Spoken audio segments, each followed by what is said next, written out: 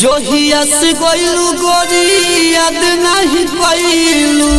हमरा के छोड़ी तू तो बड़ी पछतइबू हमरा के छोड़ी तू तो बड़ी पछतइबू जोहिया से गइलू गोरी याद नहीं कइलू हमरा के छोड़ी तू तो बड़ी पछतइबू आइबू जब मोर गलिया देख जाई हो एक बार देख जाई हो कैसन हाल बा दीवाना के तू देख जाई हो कैसन हाल बा दीवाना के तू देख जाई हो तू देख जाई हो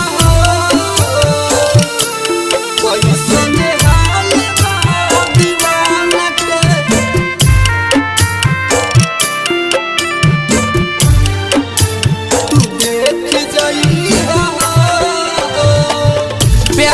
के हमारा से गोरी तू तो गइलू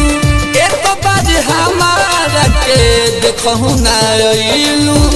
एक बार हमारा के देखहु ना अइलू प्यार के हमारा से गोरी चल गइलू एक बार हमारा के देखहु ना अइलू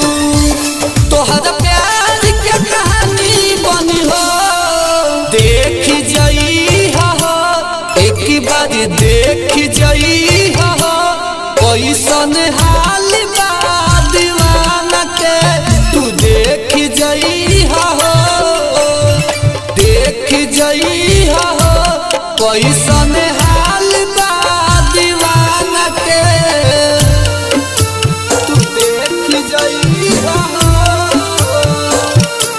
कैसन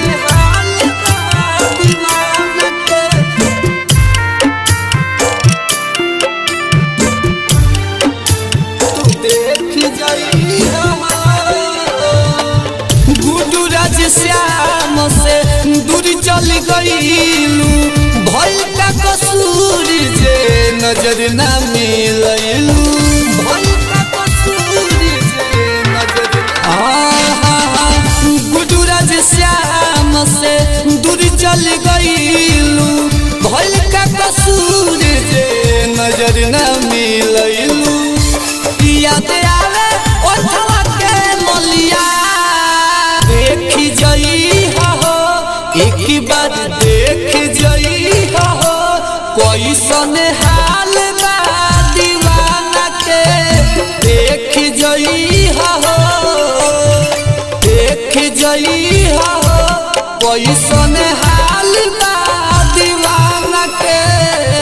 जीएस रिकॉर्डिंग स्टूडियो